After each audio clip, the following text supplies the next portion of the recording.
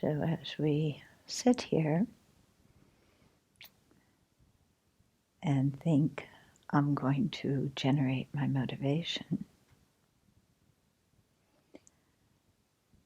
then pause and ask, who is generating the motivation? And see if you can find the I that is generating the motivation.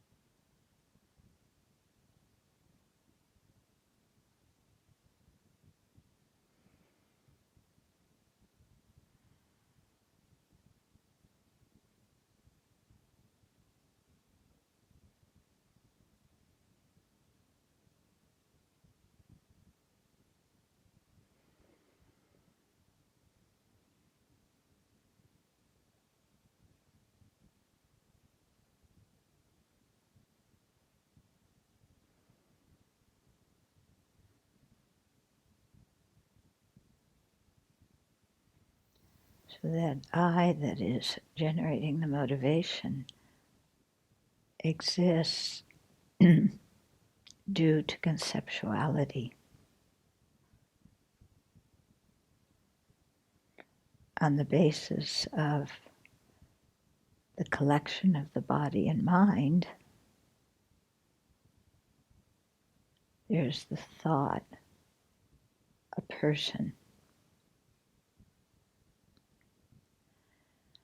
Beyond that thought, beyond what exists by the power of that thought, there is no findable person.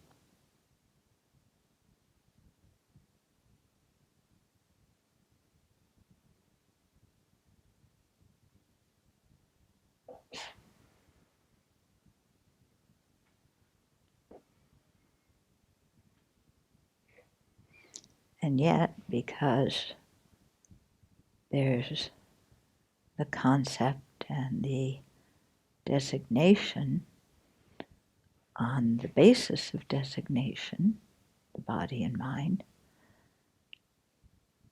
then there's the appearance of a person.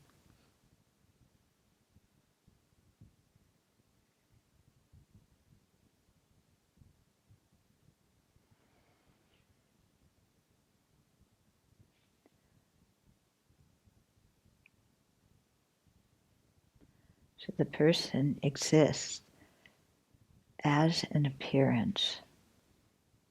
There's nothing findable there.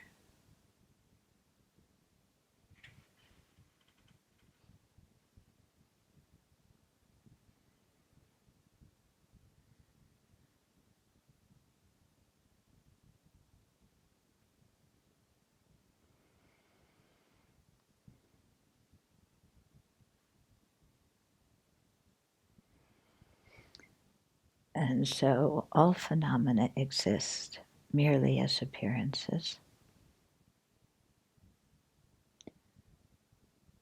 due to conceptuality, designated on independence on the basis of designation.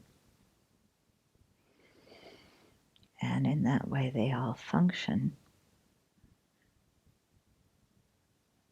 But when we try and find them, we can't.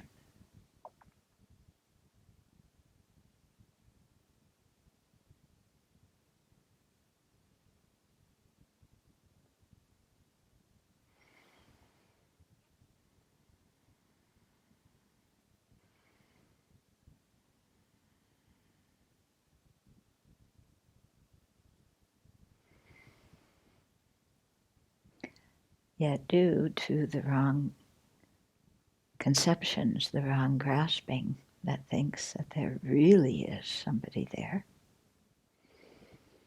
then we generate afflictions, create karma, circle in cyclic existence.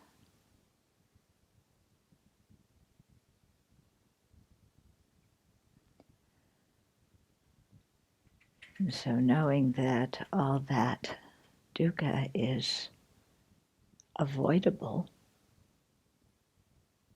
that it can be prevented, then let's generate compassion for all beings, self and others. And aim for full awakening so that we and all others can be free of this cycle of existence.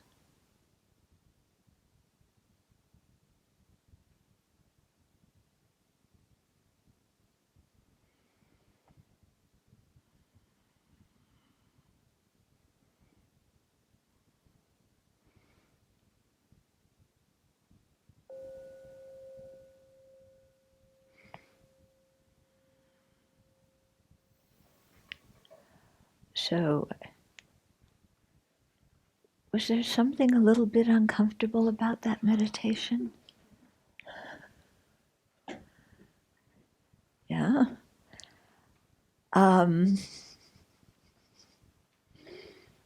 Yeah, it was okay. Yeah, I can't find the self that's doing the motivation. But there's one there. But then when you dig deeper, there's not one there. There's not a self generating that motivation. And then we hear, well, there is a self and it's created by conceptuality. Well, that sounds like Santa Claus, doesn't it? That you just make up something with your mind and then it exists. I make up a person just out of the fantasy of my mind, and then that person exists. That can't be right. On the other hand, when I try and find somebody who's there, I can't find somebody who's there either. So what in the world is going on? Yeah? Do you get that feeling a little bit? Like, what in the world is going on here? You tell me there's a person, but I can't find a person. And then you say that the person is made up, constructed by conceptuality. But you can't just say, construct anything out of conceptuality and say it exists. I mean, there is a difference between news and fake news. Yeah. I mean, no, this is very serious. This is, what is fake news? Fake news is created by conceptuality. Only conceptuality. It lacks a basis of designation. Yeah. Accurate news has a basis of designation. But what's in that basis of designation that you can find to say this is it? Yeah. You can't find anything. It's still dependent on conceptuality. But it's not just any old conceptuality.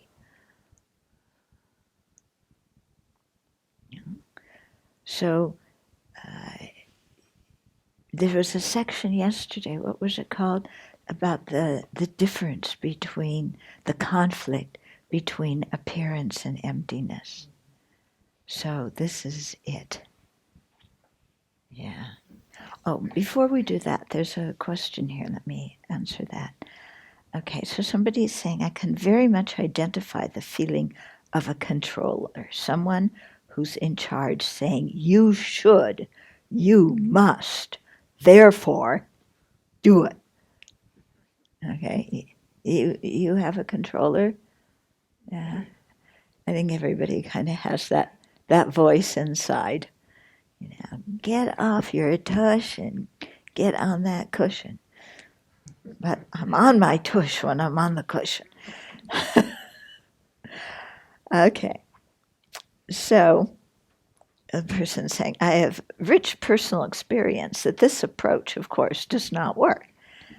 You know, that I can't carry out such orders of this controller, that something analysis, you know. So, you know, you can't, there's the controller issuing these orders, but the controller who's me, who's issuing the orders, but I can't follow the orders of the controller. So are there two me's? One who's giving the orders and the other one who's not following them? Yeah, do you have a split personality? Yeah, or is there internal civil war? One issuing orders and the other one in revolt? It seems like that sometimes, doesn't it? Yeah. Can we just make up our mind which I is in charge here?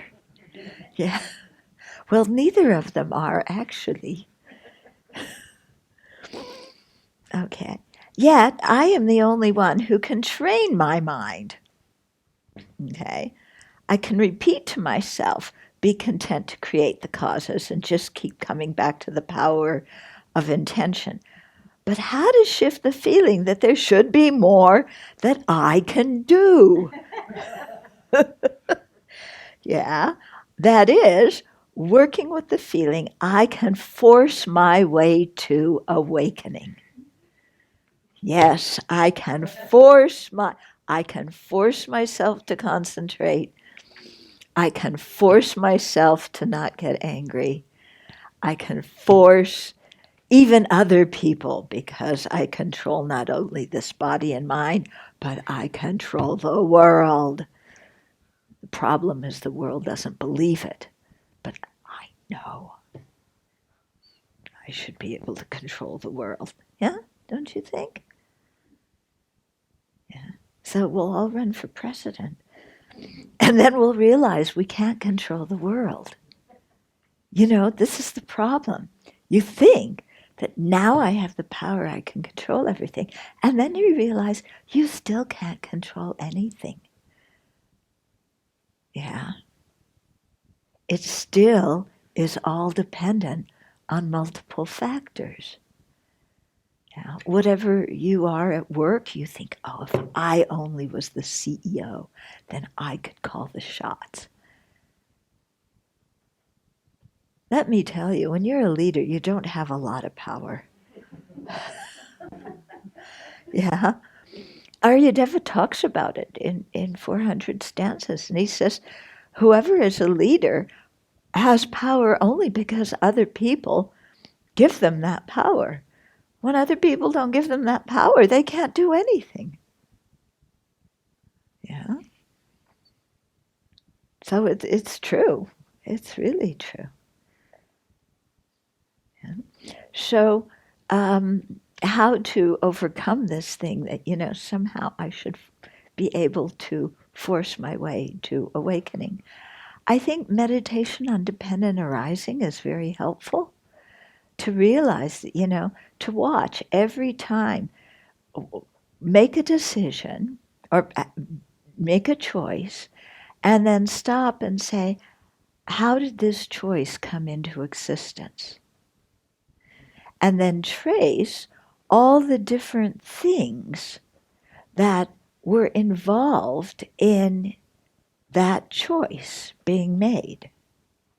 You know, it depends on things you learned when you were little, maybe things you read today or yesterday, prior experience, what other people have told you, what you have chosen to think about, what things you give the most attention to, when you really start to examine how did that choice come into being, there's just this huge array of factors that were involved. But you can't find one thing that is the choice. Yeah. You might say, well, that moment of mind is the choice. But that moment of mind depended on all these other things. Yeah, it didn't arise by itself. It didn't exist by itself. It arose dependent not on one or two causes or conditions, but tons of them. Tons of them. Yeah? So there's no one who made the choice, but there was a choice. Yeah? How can we influence the choices we make? Yeah? Emphasizing different factors over other factors. Yeah. Well, doesn't that involve making a choice? Yeah. And that choice also depends on many different things. There's no big I choosing to think about kindness. Okay? So you begin, it gets a little spacey in here because, you're thinking there should be one thing that makes a choice. But there isn't. And then you can't find that one that makes the choice. And then you think, if there were an independent I that made a choice, making a choice would be totally impossible. Because an independent I cannot be influenced by other things. It's totally static. It can't go through a process of thought that reaches a conclusion because that involves change. So having any kind of independent me making the decision is a total fallacy. No such thing exists. Okay. So this drives us a little nuts. Yeah? But why does it drive us nuts? Because we're holding so tightly to inherent existence. Yeah? We say dependent arising. But as the Tibetans say, you have a very smart mouth. Yeah. But the smartness doesn't go anywhere beyond the mouth. Yeah. So the real thing is just to keep on reflecting on dependent arising, doing the analysis, yeah, and going back and forth. It appears, but you can't find it. You can't find it, but it exists. And you go back and forth between those two, yeah, until at some point there's enough causal energy that it clicks. Yeah. But even then, you have to still continue at it. It's not that once you get it, you got it forever, and now all you can go eat chocolate and drink tea all you want, So, exploring the meaning, page 189. How are we to understand the insistence of great Indians and Tibetans on how crucial conceptual thought is? It would be most uncomfortable to hold that before each and every object comes into our ken, we must have a thought constructing it right at that moment. Okay. no matter how fast thought operates, there would not be enough time for all the thoughts that would be needed in a single moment of visual perception. So here, okay, everything's constructed by conceptualization. Okay, yeah, that sounds good. What does that mean? Does that mean that before I see a piece of paper, before I can actually register paper with my visual consciousness, I must think paper, but I can't just think paper. I have to think white and square, ability to write on, made from wood, folded in half. There would be gazillions of thoughts that would have to precede just the thought paper. And then that thought paper would have to precede my visual consciousness, which is non-conceptual. Yeah. Our sense consciousness says, do not conceive, only the mental consciousness does. Yeah. So what does this mean? You can't have enough thoughts. So does that mean every time I walk into here and then I have to have zillions of conceptions for that that beam, and then that beam, and that beam, and that beam, and the fan, and each individual lamp, and then, the floor, and the posts, and the altar, and then I've got to put them all together and say meditation hall, and only then, after 51 trillion conceptual thoughts, do I realize I'm in the meditation hall. Yeah, that would be a little bit weird. But they say that things only exist by the power of conceptual thought. So what in the world does that mean? Indeed, external objects are part of the process of generating consciousness of them, as in the case of seeing a tree and its surroundings. So we, with our sense consciousnesses, there is an external object. But that external object does not objectively exist out there. Okay? But if dependence on thought meant that a conceptual thought is needed to construct everything we see, this would be absurd. It would also mean that if we failed to have enough conceptual thoughts, that thing would not exist.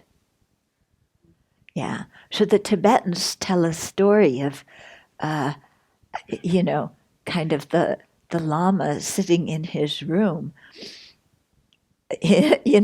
wondering about all these conceptual thoughts. If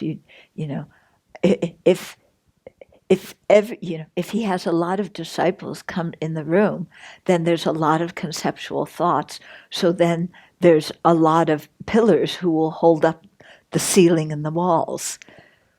But if there aren't enough people conceiving things at that moment, then the whole thing would fall down.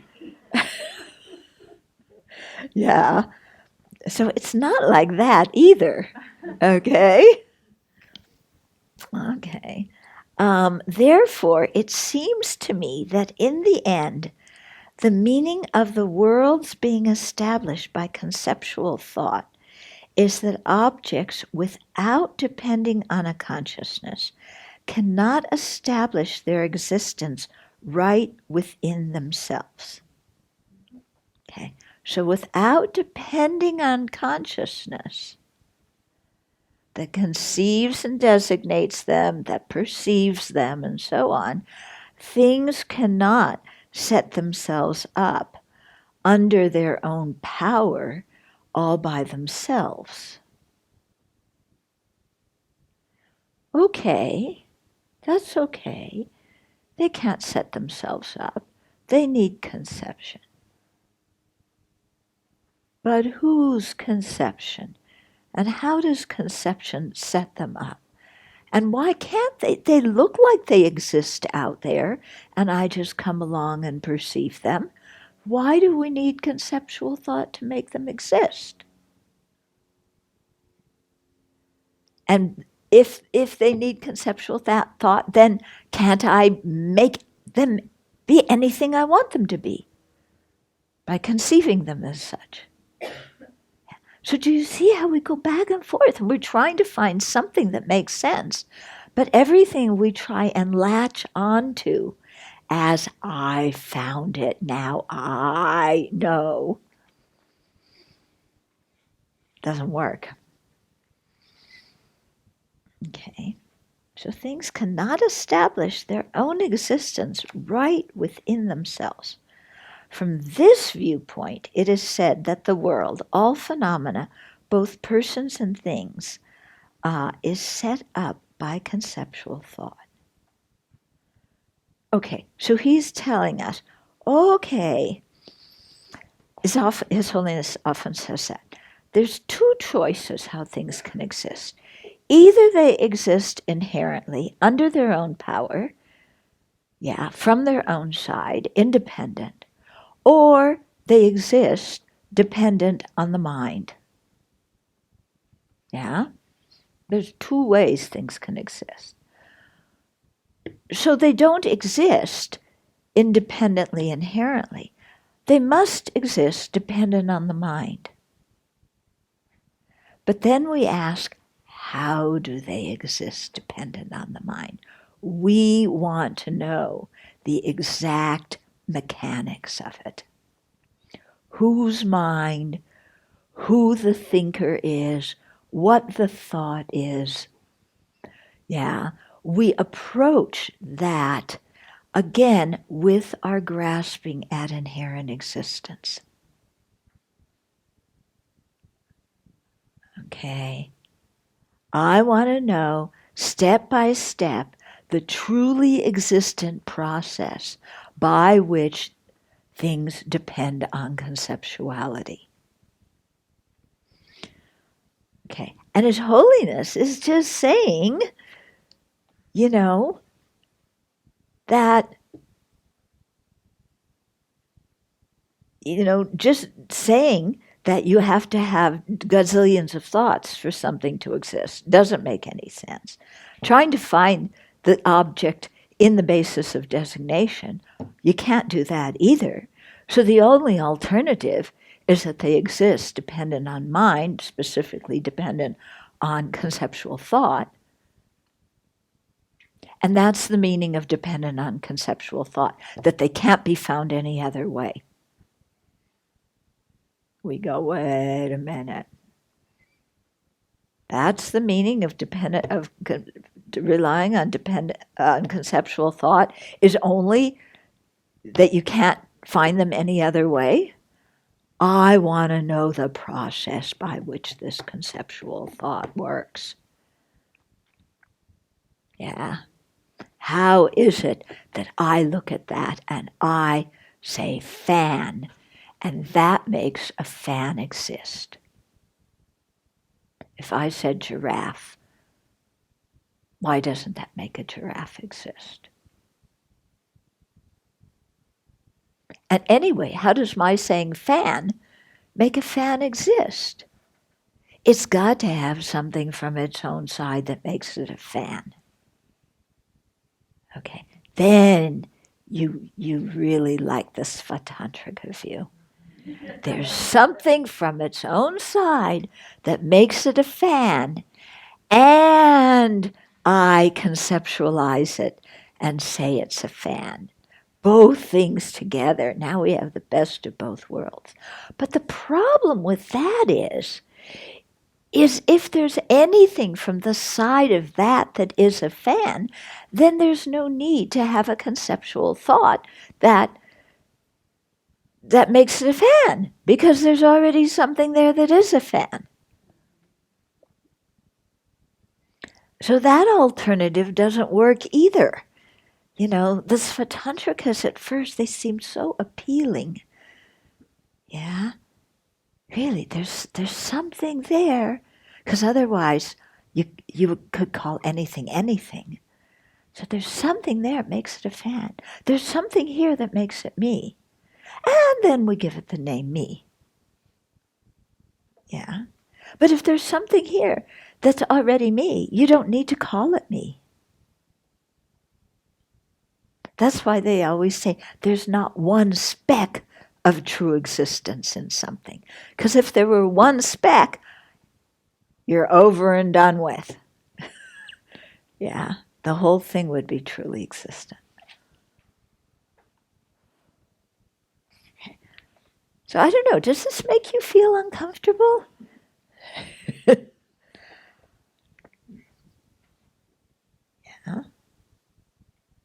You can't have gazillions of concepts making something exist. But in the end, the meaning of the world's being established, or the world's existing by the force of conceptual thought, is that objects, without depending on a consciousness, cannot establish their existence within themselves. Then what establishes their existence? I want to know. I want to draw a line around it.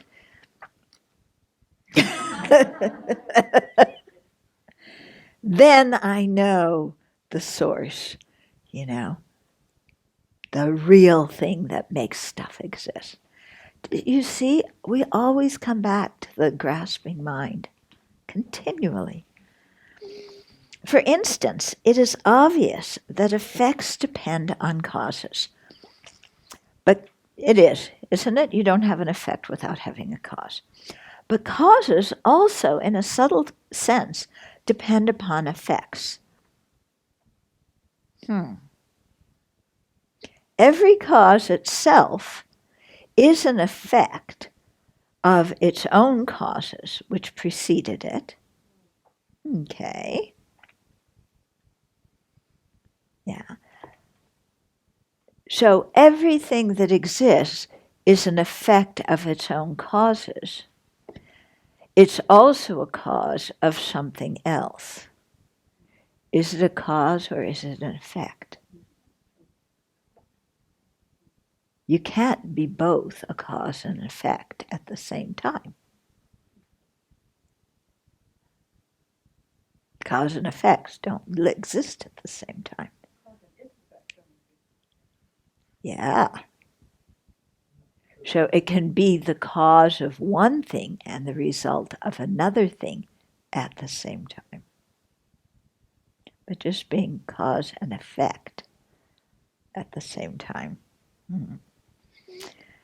Okay. Every cause is itself is an effect of its own causes, which preceded it, and therefore arises in dependence upon its respective causes. All Buddhist systems assert that effects arise in dependence upon causes. Okay, everybody says that. Here, cause and effect are in a temporal sequence, an effect occurring after its cause.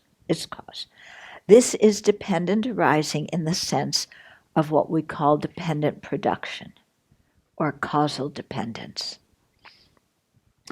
Only the higher philosophical perspective within Buddhism contains an additional consideration that because the designation of something as a cause depends upon consideration of its effects. In this sense, a cause depends upon its effect. Okay? In other words, a seed becomes a cause only because there's the potential for an effect to exist. Yeah? So the effect of the seed, the flower, that flower does not cause the seed. The effect does not cause the cause. Yeah, because the cause comes before the effect.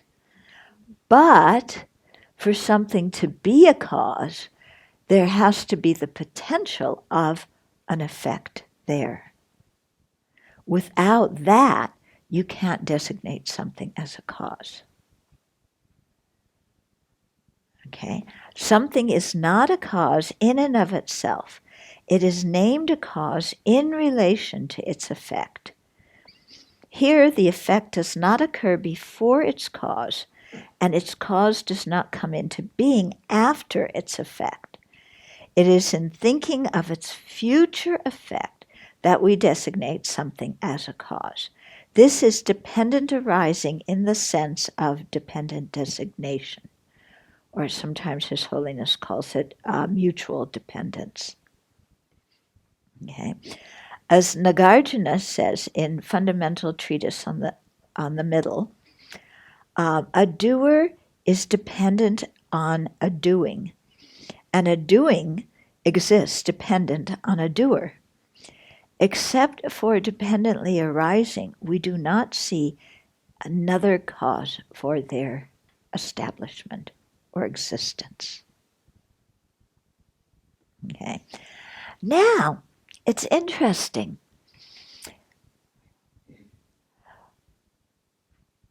When you look at a car, a car is designated independence on all the car parts. Okay? So those things are called car parts because independence upon them, a car can be found and a car can be designated. But those parts are not a car. Okay? Now, but what happens when you have the wheels here and the axle and the engine and the pistons and the seats and the hood and all these other things that go into cars that I don't know how it works or what they're called. But you have them all there at a car parts store. How can you call them car parts if none of them are part of a car at that moment? Do you get what I'm saying? Yeah. None of them are parts of a car. They're wheels and axles and brakes and different things. How can we call them car parts if they're not parts of a car? There's something else. But there's no car there that is depending upon them. Yeah. Not at that moment, but there is the potential. There is the potential for the effect of a car, including those things. And for that reason, they're called car parts, even though at that moment they are not parts of a car. Okay. Now, okay. Who's cooking lunch today? Okay, Venerable Sultram is the cook. Yeah, we all agree Venerable Sultram's the cook. But she's not cooking lunch right now. How can we call her the cook? Isn't that a false designation? She's sitting here listening to teachings. She's not cooking at this moment. How can we call her a cook? Yeah. You're an architect. You're not designing anything at this moment. How can we call you an architect? Ridiculous. You're not an architect. Yeah? Okay. Who else? What did other people do? You're a PhD student, but you're not doing anything to get a PhD right now. Furthest thing from your mind. How can we call you a PhD student? And you're not running the office. How can we call you the office manager right now? Aren't those false imputations? Isn't our conceptualization false?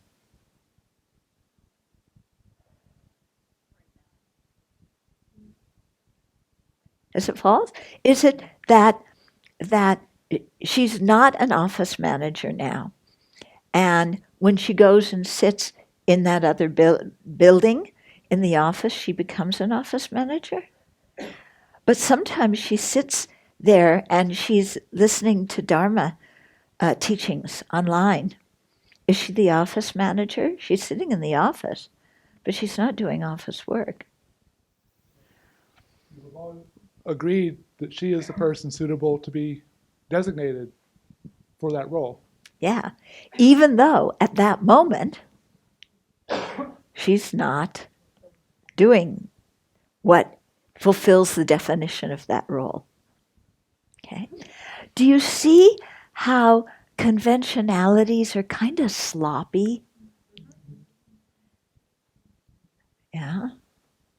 Like you might say, okay, yeah, what year were you born in? Venerable Chuni? 53. Okay, we say Venerable Chuni was born in 1953. If you went in 1953 and asked her parents, where's Venerable Chuni?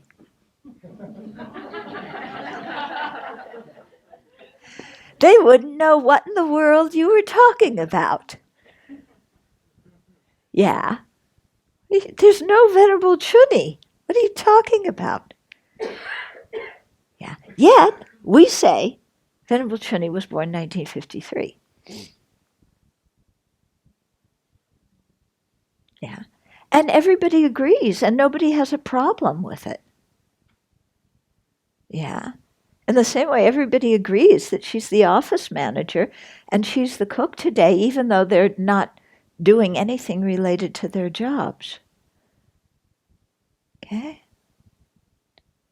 So conventional designation is fuzzy. It's fuzzy. Things depend on that designation, but you can't isolate exactly what that thing is. You know, even the basis of designation, you can't isolate what the basis of designation is for office manager or cook. Yeah, because she could be standing in the kitchen. Yeah. If she's cutting things, is she a cook? She's not a cook, she's a cutter.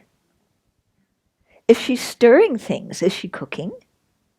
Maybe if the things are on heat. But if they're not on heat and she's stirring them, she's not cooking. When she makes a salad, is she a cook? She's not cooking. Okay. Yet, we're all okay saying she's the cook. And we're all really hoping she's the cook. And we're all very grateful to her for being the cook. But, you know, what exactly is she doing that deserves the title cook? If most of the time she's cutting, she's stirring, she's pouring, she's mixing. Yeah, the fire is actually the cook. The fire is performing the function of cooking. Yeah, but we don't want the fire in here listening to teachings. Or cooking while nobody's there, exactly. Okay? So things depend on conceptuality, but conventional reality is very fuzzy. Yeah? Very fuzzy when you're trying to find exactly what it is that you are labeling something on. You can't even find that basis of designation. Just processing the concept objects exist by conception. Just another example. Is it like scientists finding new elements, gold and silver, and naming it gold and silver, then we follow it. There is no goldness or silverness to that, and they could have even named one another, right? Yeah, I mean, things do come, as we discover new elements. Yeah. Can we say that plutonium, is plutonium an element? Okay. So before we discovered plutonium, did plutonium exist? If somebody said, go get the plutonium, back in the 15th century, does anybody know what they're talking about? But then when somebody discovered that there's another element and labeled it plutonium, did all of a sudden it come into existence, whereas it didn't exist beforehand? You mean there was no plutonium that performed, what function does plutonium form? It emits radiation. So there was nothing there that emits radiation in that particular way beforehand? So plutonium, before we called it plutonium, it didn't emit any radiation. And after we called it plutonium, then it started emitting radiation. Ding dong! Yeah, that doesn't make any sense. Yeah. Before people called a certain set of symptoms cancer, did anybody die of cancer? People died of cancer, but did anybody say, my great-great-great-great-grandmother died of cancer? Nobody knew what cancer was. Or germs, for that matter. Yeah? So you see, things, they depend on convention. They depend on convention. You can't say, you can't say that there's no plutonium there, but you can't say there is plutonium there before somebody labeled it plutonium. So we say Venerable Chunni was born in 1953, even though she wasn't. Venerable Chunni did not exist in 1953. Yeah. But she was born then. This brings me to a question that I've been puzzling over for years, and I've even asked it before, but need to hear answers to it many times, because all the examples we ever hear about conceptual designation and conventionality are linguistic. They're about words. What sort of conventionality is there for the kitties? Okay. Or for a starfish? Or yeah. If we don't have language, there is a mind, there is conception. Yeah. What basis of convention is there for designating objects? Just the fact of conception is good enough. Even if you don't have linguistics, there is just the power of conception itself. Yeah. A kitty looks and they know food. Yeah. They don't say food. Yeah. And I don't know if there's a kitty language for food, but they know what the food is by the power of conception. Yeah. So you don't need gross language to have conception. We usually think of conception as something very gross, where we know we're thinking. There's these big blaring thoughts and noise in our head. Actually, conception, there are many, many layers of it. It can be extremely subtle. Agent and object depend upon each other. An action is posited in dependence upon an agent, and an agent is posited in dependence upon an action.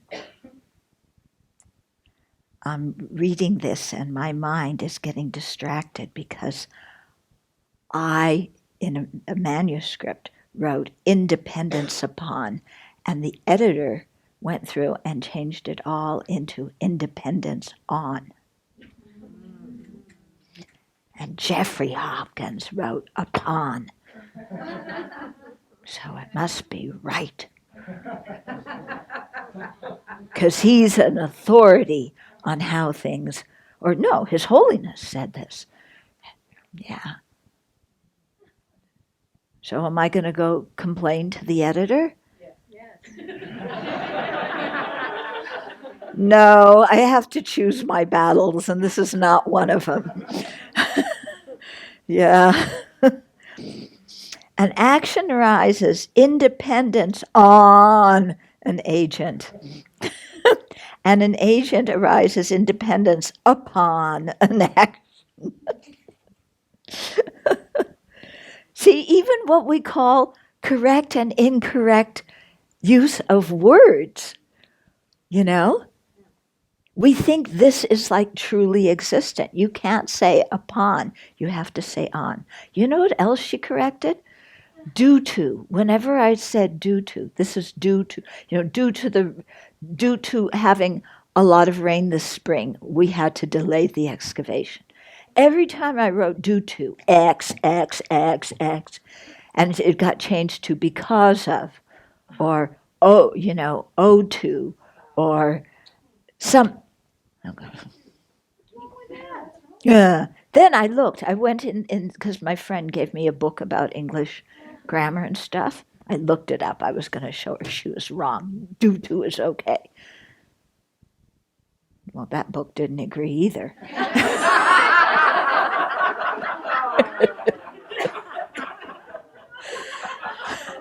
Yeah. So again, grasping at inherent existence. There is one correct way to write this, only one. Yeah. Yeah. These editors think that things are not established by convention. Yeah. But everything, I mean, the use of English language, established by convention. That's why it's changing so much, isn't it? Nevertheless, the action, the agent, the object are not related in the same way as cause and effect, since the one is not produced before the other. So agent, object, action are simultaneous. They're mutually dependent. But doesn't it seem like first there's the cook? Yeah, first you have to have a cook. Before you have cooking, you have to have a cook. Yeah. Then you have to have ingredients. Yeah. Then you put the cook and the ingredients together, and then you have cooking. So doesn't it seem like there's first an objectively existent cook who's going to cook today but isn't cooking now, but we have to have the cook. Yeah, I mean, we made a rota after all. And the rota was made, many days ago. So she's been the cook for a long time. So it seems like the cook exists first. Then maybe the ingredients. But what happens if the rota was made yesterday and the ingredients were grown before yesterday? And when do they become ingredients anyway? Yeah. Are they ingredients when we take them out of the fridge? When we cup them up? When we put them in the pot? At what point do they become ingredients? And then what in the world is she doing cooking? When we just looked at cooking and we can't find cooking either.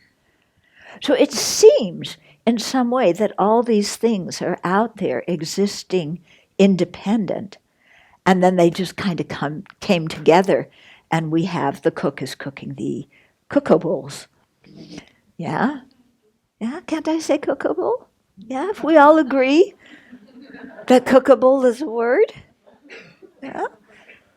So then, it seems like all these things exist independent of each other, but they exist completely dependent on each other, don't they? Yeah.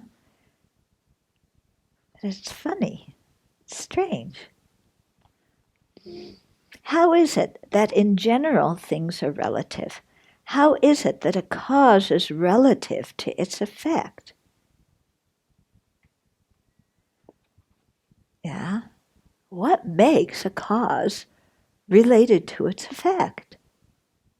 When there's nothing in the cause that is the effect. Yeah. There's nothing in the seed that is the flower. Okay. Yeah. It is because it is not established in and of itself.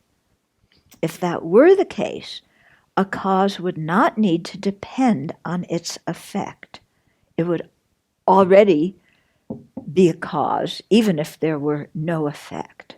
It wouldn't be designated in dependence on its effect. Yeah?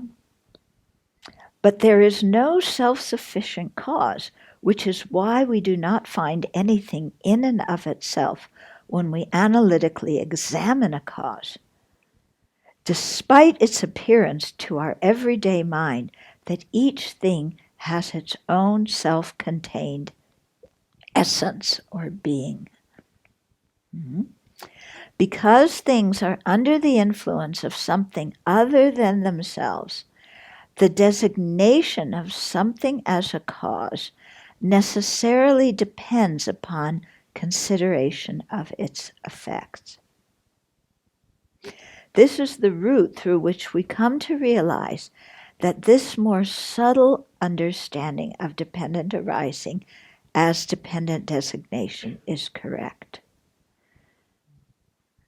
Okay, so here he's saying, the problems we had on the previous page, how is this really dependent? This is how we come to understand it. Okay? There's no real cause there. The cause exists in dependence upon the possibility of an effect. Yeah?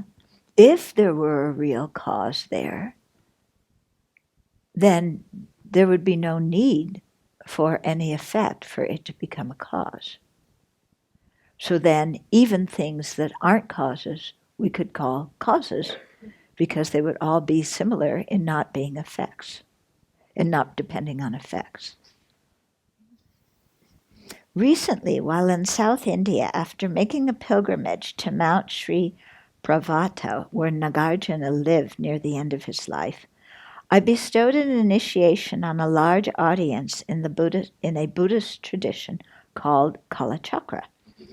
During the initiation, I imparted a transmission of explanation on Tsongkhapa's praise of dependent arising in conjunction with teaching Nagarjuna's fundamental wisdom called the middle. I arrived at the point where Tsongkhapa says, okay, by the way, this is what Pari Rinpoche is teaching, this text. So come on June 11th. Yeah, arrive on the 11th and hear it. It's an incredible text. So this is what Tsongkhapa says. When Buddha said, whatever depends on conditions is empty of its own inherent existence, what is more amazing than this marvelous advice?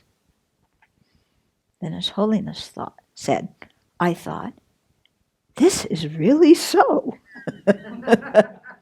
Yeah, I think, is it really so? His Holiness says, this is really so. What I was thinking is this. Indeed, there might be some animals who know the dependent arising of cause and effect.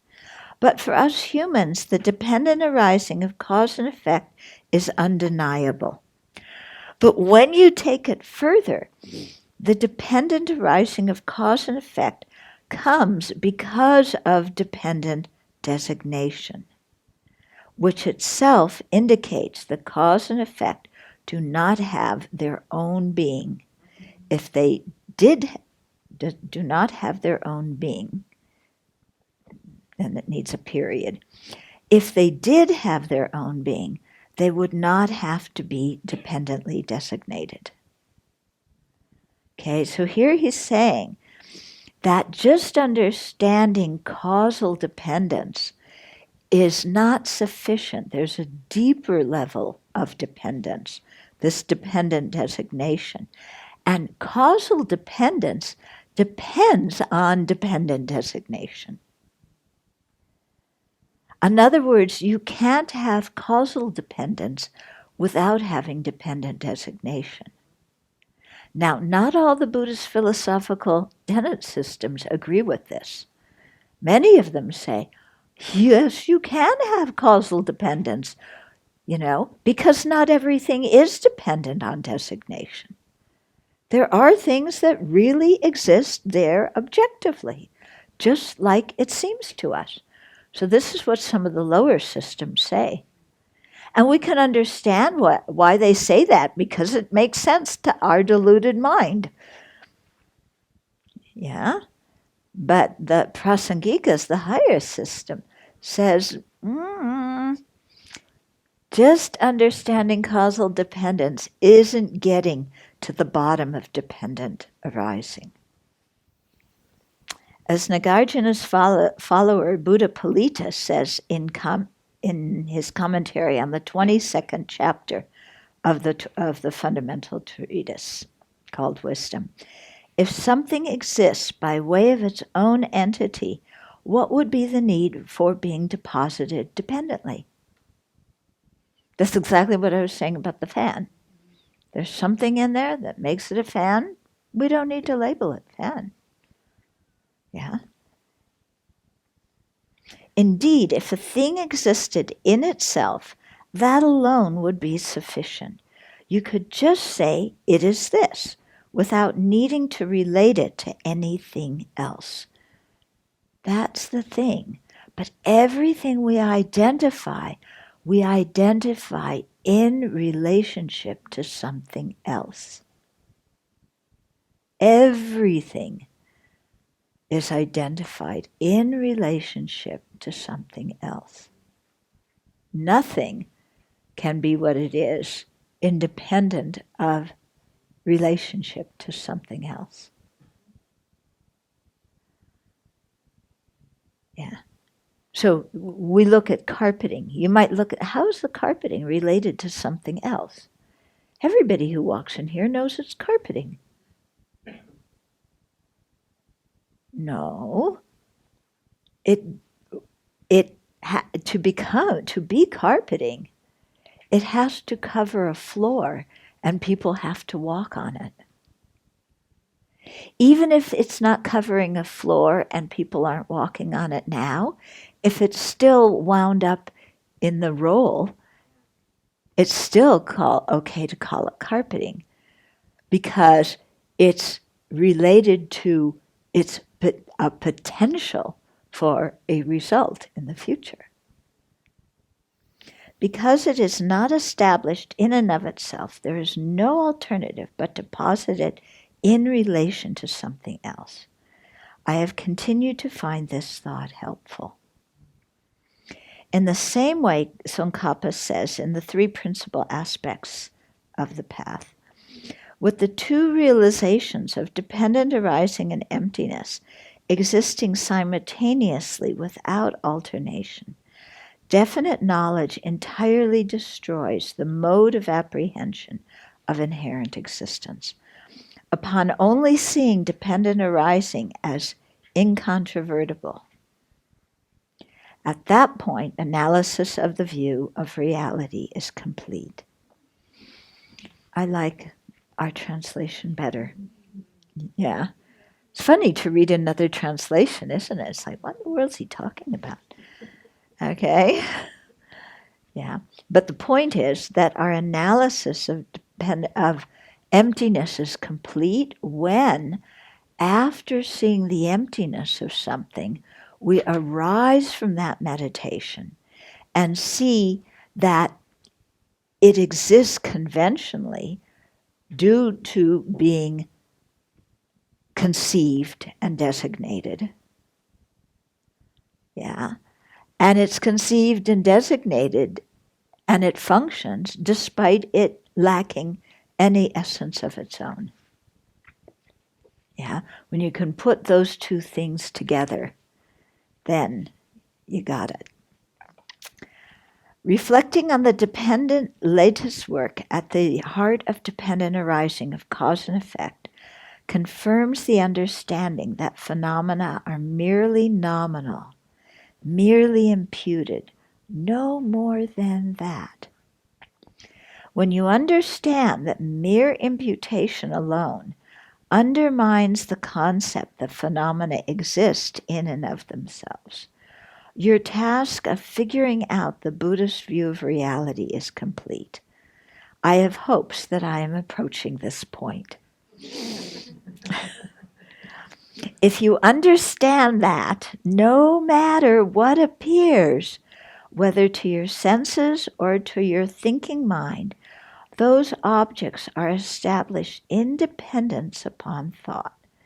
You will get over the idea that phenomena exist in their own right. You will understand that there is no truth in their being set up from their own side, that appearance is totally false. You will realize emptiness, the absence of inherent existence, which exists beyond the proliferation of problems born from seeing phenomena as existing in themselves, and provides the medicine for removing afflictions. Okay. Then the meditative reflection. Revisit a time when you were filled with hatred or desire. Okay. Sometime this morning, probably. Yeah. Does it not seem that the hated or desired person or thing is extremely substantial, very concrete? Yeah. Yeah. There's a real Trump, isn't there? Yeah. Inherent, is anybody going to throw tomatoes at me if I use him as an example? Yeah. There's a real Trump in and of himself, independent of everybody else. Okay? It seems that, it could hated or desired. Okay, I'm covering both everybody's political views here. But they depend, he seems extremely substantial. I mean, this is the root of what a lot of conflict in this country is. Everybody sees him as completely inherently existent. But for some people, they see him as hated, and the other see him as desired. But the way of viewing him is the same. Okay, inherently existent.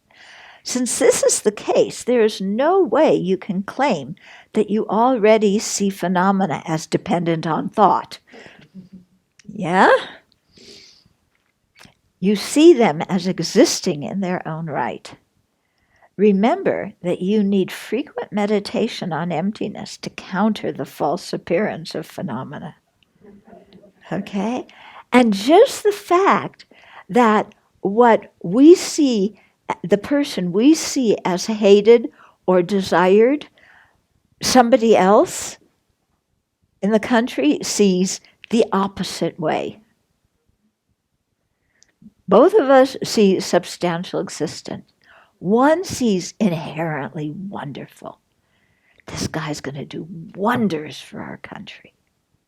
Finally. Yeah. And others look at the same thing that they've also made inherently existent and see inherently existent, unattractiveness. This guy's destroying the country. Yeah. If either of our perceptions were inherently true, everybody should see things as we do.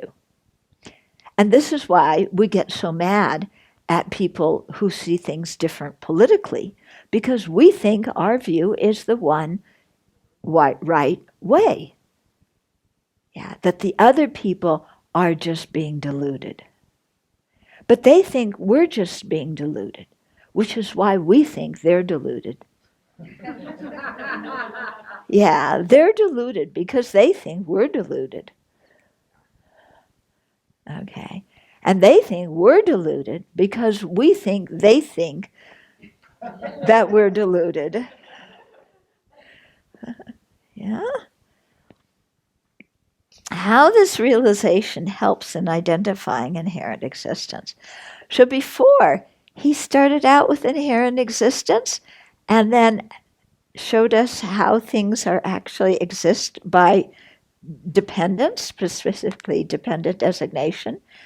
Now he's going to start with dependent designation and get us to see how understanding that helps us to identify the false appearance of inherent existence.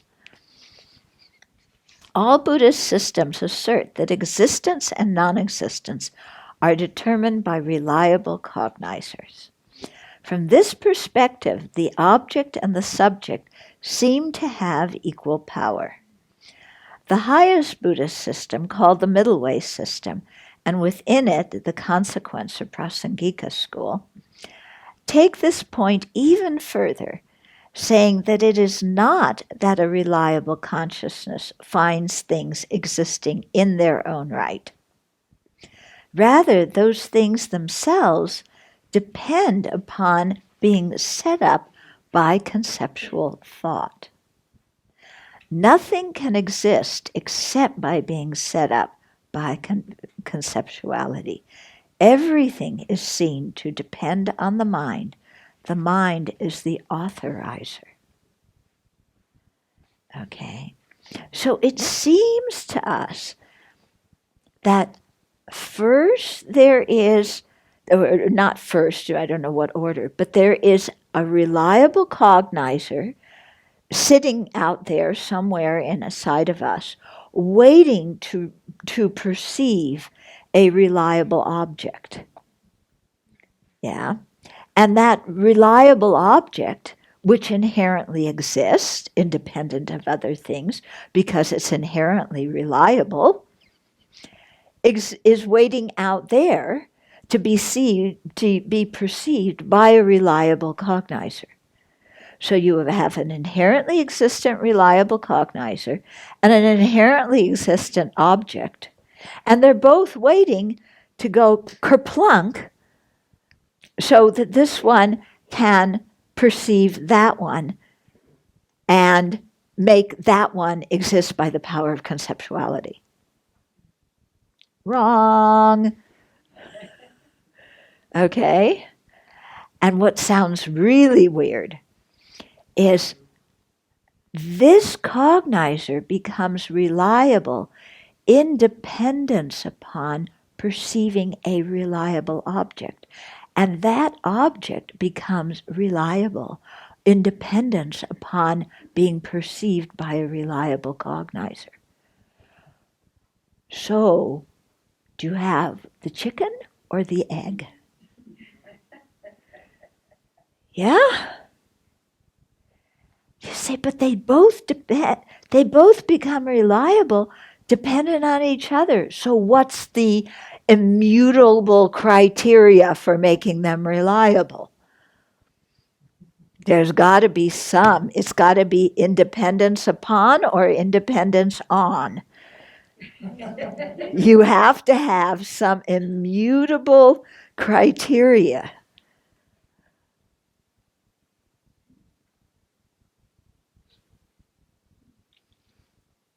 It's only conceptuality.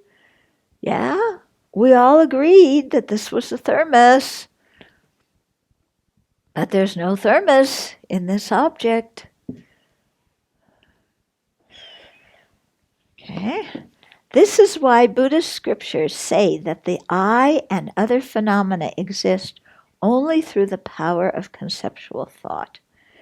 Although the I is set up in dependence upon mind and body are not the I, nor is the I mind and body. There is nothing in the mind and body in dependence upon which the I is set up. That is the I. Hence, the I depends on conceptual thought.